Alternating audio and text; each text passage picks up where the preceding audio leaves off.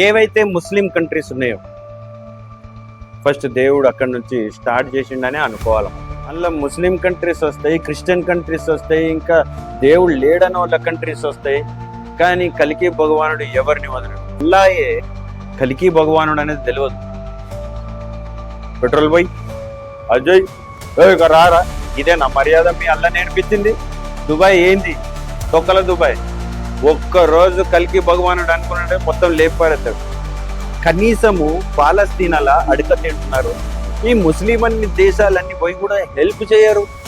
ఈ ముస్లిమ్స్కే హెల్ప్ చేసుకోరు. అల్లా దేవుడు అట్లా చెప్తాడా? వీళ్ళకి దిమాగ్ పని చేయక మీ దాంట్లో కూడా రాసి ఉంటది కదా, లాస్ట్ కింద ఒక దేవుడు వస్తాడు, లేకపోతే ఒక ప్రవక్త వస్తాడు. ప్రవక్తలు వీళ్ళు కాదు, కల్కి భగవానుడు వస్తాడు. కల్కి భగవానుడు ఎట్లా యుగం మార్పు తెస్తున్నాడో చూడండి ఒక్కొక్కసారి. అరే మీ గ్రంథంలో మీ దేవుడు అనుకునే మీ అల్లా ఈ విధంగా చేయమంటాడా? కల్కి భగవాన్ మాట విన్నారు, లేకపోతే అసలు మీ ముస్లిం కంట్రీస్ ఆయనతుంటారు. చూడు, భూకంపాలు, యుద్ధాలు, ఇవే కరువులు, రోగాలు మార్పు చేస్తున్నాడు. అన్ని ముస్లిం దేశాలు కొట్టుకపోతాయి. ఇదే వాస్తవం. అందరికీ నమస్కారం. జై కల్కి భగవాన్. అయితే ఇప్పుడు దేవుడు అసలు ప్రపంచాన్ని మన కల్కి భగవానుడు ఎట్లా యుగ పరివర్తన అంటే ఎట్లా ఈ యుగం మార్పు చేస్తున్నాడో ఒకసారి తెలుసుకోండి. మెయిన్గా ఏంటిదంటే ఏవైతే ముస్లిం కంట్రీస్ ఉన్నాయో ఫస్ట్ దేవుడు అక్కడి నుంచి స్టార్ట్ చేసిండనే అనుకోవాలి మనం. ఎందుకంటే ఏ ఒక్క ముస్లిం దేశం కూడా నెమ్మదిగా లేదు. ఏ ఒక్క ముస్లిం దేశం. ఎగ్జాంపుల్ తీసుకుంటే చూడండి, ఒకసారి కల్కి భగవానుడు ఏం చెప్తున్నాడంటే ఈ యుగము మార్పు ఎట్లా తెస్తున్నాడంటే ఫస్ట్ ఎవరైతే ప్రపంచాన్ని డిస్టర్బ్ చేస్తున్నారో ఫస్ట్ అక్కడి నుంచే తీసుకొస్తున్నారు. ఎట్లా? ఇప్పుడు పాకిస్తాన్ చూడండి ఒకసారి, వాళ్ళ హాలత్ ఎట్లుంటుందంటే, వాళ్ళ దేశం ఎట్లుంటుందంటే ఎప్పుడు వేరే దేశాలు ఏమిస్తే అని అడిగే తినే పొజిషన్లోనే ఉంటుంది. పాకిస్తాన్ ఎప్పుడంతే, వీడేమిస్తాడు వాడేమిస్తాడు ఎప్పుడు అడుక్కునుడే. వాళ్ళ దేశంలో గోధుమ పిండి కొనుక్కోవాలంటే కూడా 300-400 రూపాయలు పెట్టాలి.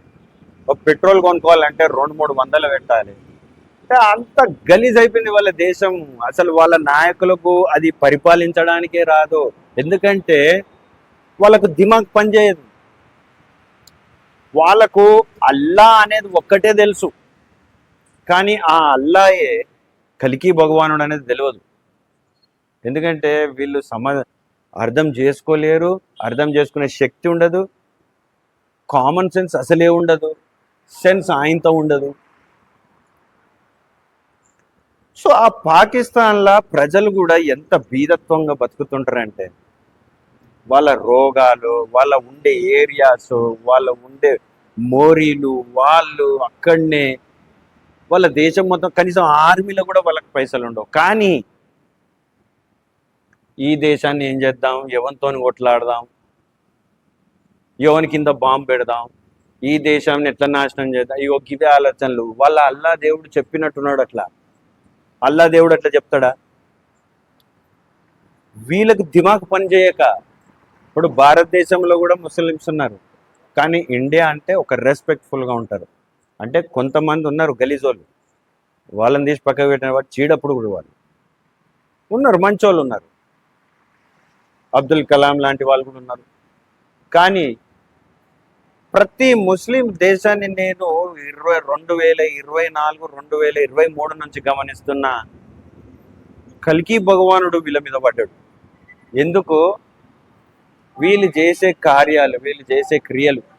అసలు ఈ పాకిస్తాన్లో వాళ్ళకి అసలు దిమాగ్ ఉందో లేదో తెలియదు, వాళ్ళకు తినడానికి తిండే లేదు. కానీ ఏ దేశంతో యుద్ధం చేద్దాం, ఎన్ని యుద్ధ విమానాలు కొందాం, ఇవే చూస్తారు. కానీ అరే మన దేశం ఏమవుతుంది, ఎట్లయితుంది? వాళ్ళకు కలి ఏం చేసిందంటే వాళ్ళ దిమాగ్ పని చేయకుండా చేసింది. పాకిస్తాన్ ఒకటే కాదు, ఇప్పుడు బంగ్లాదేశ్ చూడు, మురికి వాడలు, గలీజ్ బతుకులు, ముస్లిమ్స్ వాళ్ళు ఎంత గలీజ్గా ఉంటుందంటే వాళ్ళ దేశం దరిద్రం. అక్కడనే ఉంచుతారు, అక్కడనే తాగుతారు, అక్కడనే వండుకుంటారు, అక్కడనే తింటారు, అక్కడనే స్నానాలు, అక్కడనే దందా చేస్తారు. కనీసం మనం శుభ్రంగా ఉండాలనే జ్ఞానం కూడా వాళ్ళకు ఉండదు బంగ్లాదేశ్లో ముస్లిమ్స్కి. అట్లనే చూడు, కలికి భగవానుడు యుగ పరివర్తన ఎట్లా చేస్తున్నాడంటే, అంటే యుగం యొక్క మార్పిడి ఎట్లా చేస్తున్నాడంటే, కలికి భగవానుడు అంటే ఒక్క దేశానికి భగవానుడు కాదు. ఈయన కలియుగములో వచ్చిన గొప్ప దేవుడు కలికి భగవానుడు. ప్రపంచం అంతటికి దేవుడు. అందులో ముస్లిం కంట్రీస్ వస్తాయి, క్రిస్టియన్ కంట్రీస్ వస్తాయి, ఇంకా దేవుడు లేడని వాళ్ళ కంట్రీస్ వస్తాయి. కానీ కలికి భగవానుడు ఎవరిని వదలడు. చూడు, అట్లనే పాలస్తీనా, గాజా చూడు, అడక తింటున్నారు. ఫస్ట్ ముస్లిమ్స్కి ఎఫెక్ట్ పడ్డది.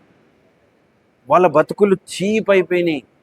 ఈ ముస్లిం దేశాలు ఏవైతున్నాయో, తాలిబాన్లను చూడు, వాళ్ళైతే ఎప్పుడు చూడు గన్నులు పట్టుకొని ఉంటారు. అసలు అల్లా అది చెప్పిండా వీళ్ళకి? అసలు మీకు అల్లా చెప్తున్నాడా? మీరే నిర్ణయాలు తీసుకుంటున్నారా? అసలు అల్లా ఏం చెప్తాడు మీకు? అసలు అల్లా మాట మీరు వింటారా లేదా?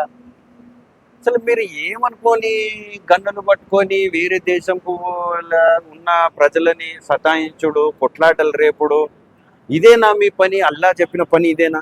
మీరు అల్లాకు ఏదైతే పేరునో అది చెడిపేస్తున్నారు మీరు. ఎందుకంటే నువ్వు మనిషివే, వేరోళ్ళు మనుషులే, మేము మనుషులమే. మరి మా దగ్గర కూడా ముస్లిమ్స్ ఉన్నారు ఇండియాలో. మరి మా ముస్లిమ్స్ అట్లా ఆలోచించరు కదా. కానీ కొంతమంది ఉన్నారు గలీజుగాళ్ళు, వాళ్ళని అసలు నమ్మొద్దు. ఎప్పుడు ఎవడు ఎట్లా మారుతాడో తెలియదు. ఈ ముస్లింలకి దేవుడు ఒకటి చెప్తే వీళ్ళు ఒకటి వింటారు. ఎందుకంటే వీళ్ళకు జ్ఞానం ఉండదు. కల్కి భగవానుడు చూడు, పాలస్తీనా దేశాన్ని అట్టర్ ఫ్లాప్ చేసేసిండు, గాజాని అయితే అడక తినేటట్టు చేసిండు. ఇంకా సిగ్గు చెరవు రాదా ఈ ముస్లిం కంట్రీస్కి? ఇప్పుడు ఇరాన్ చూడు, యుద్ధంలో పాల్గొంటుంది. వాళ్ళ దేశంలో అంతా అస్తవ్యస్తంగా ఉంటుంది. వాళ్ళ దేశంలో బతుకుడు కూడా కష్టం అయిపోయింది. వానికి ఇరాన్లో తిననికి తిండే ఉండదు. వాడేమో పెద్ద పెద్ద న్యూక్లియర్ బాంబులు తయారు చేసి ప్రపంచ దేశం మీద ఎప్పుడేద్దాం, ఎట్లేద్దాం. అరే, నాకు అర్థం కాని విషయం ఏంటిదంటే, మీ అల్లా ఇదే చెప్తాడా, లేకపోతే మీరే క్రియేట్ చేసుకుంటాడా? అసలు ఏమనుకుంటున్నారు? కనీసము మీ ముస్లిం దేశాలు ఎట్లున్నాయో వేరే దేశాలను పోల్చుకొని చూసుకోండి. ఎంత దరిద్రంగా ఉన్నాయో, ఎంత గలీజ్గా ఉన్నాయో. ఇదంతా కలికి భగవానుడు ఈ యుగం మార్పు చేస్తుండు ఫస్ట్ మీతోనే. మొత్తం ముస్లిం దేశాలంటేనే వ్యర్థమైన దేశాలు అయిపోయినాయి. ఇప్పుడు దుబాయ్ చూడు, వానికి మర్యాద ఉండదు, వానికి అహంకారం, పొగరు, డబ్బు. మాకు తెలిసిన వ్యక్తులు ఉన్నారు, పెట్రోల్ బంక్లో పనిచేస్తుంటే ఆ ముస్లిం వాళ్ళు వచ్చి, ఏంద్రా పెట్రోల్ పోయి అజయ్ ఇక రారా, ఇదే నా మర్యాద మీ అల్ల నేర్పించింది అంటే మీకు మానవత్వం లేదా? మనుషులు కాదా? దుబాయ్ ఏంది? తొక్కల దుబాయ్. ఒక్కరోజు కలికి భగవానుడు అనుకున్నాడే మొత్తం లేపారెత్తాడు. అసలు మీకు ఆ శక్తి ఉందో, జ్ఞానం ఉందో అసలు లేదో? అసలు మీకన్నా అసలు మీరు ఏం తింటున్నారు? ఇరాక్ చూడు, ఒకసారి 70,000 మసీదులు బంద్ చేసుకున్నారు వాళ్ళే. ఎందుకంటే వాళ్ళ రూల్స్ కరెక్ట్ కావు. 70,000 మసీదులు మూసేసిర్రంటే వాళ్ళది ఏం మతం అసలు? కనీసము పాలస్తీనాలా అడక తింటున్నారు. ఈ ముస్లిం అన్ని దేశాలన్నీ పోయి కూడా హెల్ప్ చేయరు. ఈ ముస్లిమ్స్కే హెల్ప్ చేసుకోరు. మరి అల్లా మీకు ఏం చెప్తున్నాడు? మీరు అల్లా మాట ఏం వింటున్నారు? అల్లా ఎప్పుడన్నా చంపుకోమంటాడా?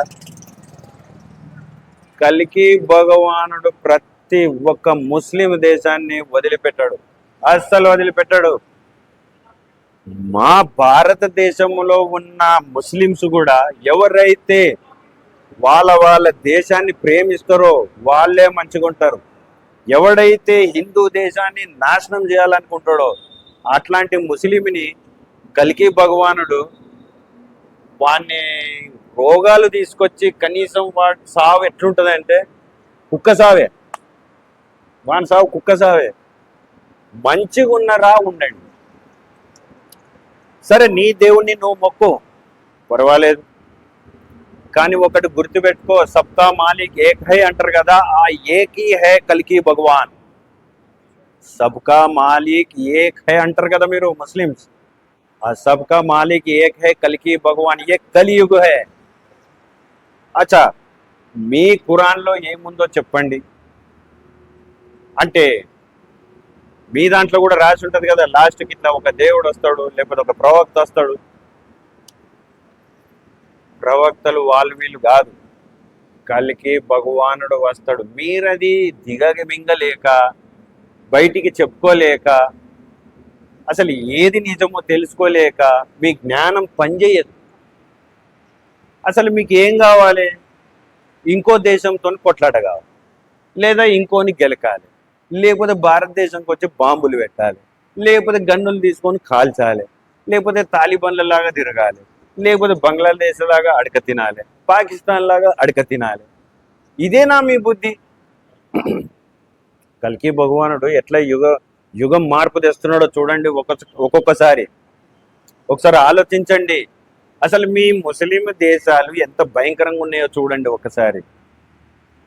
సౌదీలో అయితే, అరేబియాలో అయితే, సౌదీ అరేబియాలో ఎడారులన్నీ నీళ్లు పొంగుతున్నాయి, వడగండ్లతోని వాన, ఎక్కడ లేని మిడతలన్నీ వచ్చి మక్కా మసీద్ మీద వాళ్ళని. దేవుడు శపిస్తుండు మిమ్మల్ని. కల్కి భగవానుడు ఏ ఒక్కరిని వదలడు, ఏ ఒక్కరిని అస్సలు వదలడు. నేను భారతదేశంలో పాదయాత్ర చేస్తున్నా. ఇప్పుడు ఢిల్లీ నుంచి అయోధ్య రామ్ మందిర్కి పాదయాత్ర చేస్తున్నా, ఫ్యామిలీని తీసుకొని చేస్తున్నా. అయినా కానీ మీకు అసలు భయపడేదే లేదు. ఎందుకు చెప్పన్నా? కల్కి భగవాన్ యొక్క శక్తి మీకు తెలుసా? అసలు ఏ రకంగా ఉంటుందో తెలుసా మీకు? అసలు చూడండి ఒకసారి మీ ముస్లిం దేశాలు ఎంత భయంకరంగా ఉన్నాయో, ఎంత అడుక్కునే స్టేజ్లు ఉన్నాయో, ఎంత దరిద్రమైన స్టేజ్లు ఉన్నాయో మీరు ఒకసారి గమనించండి. సౌదీ అరేబియాలో అసలు ఇసుక తుఫాన్లే,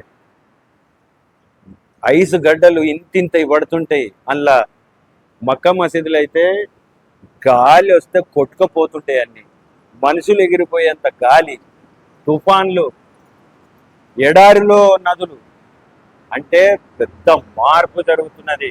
కల్కి భగవానుని యొక్క మార్పు చాలా భయంకరంగా ఉంటది.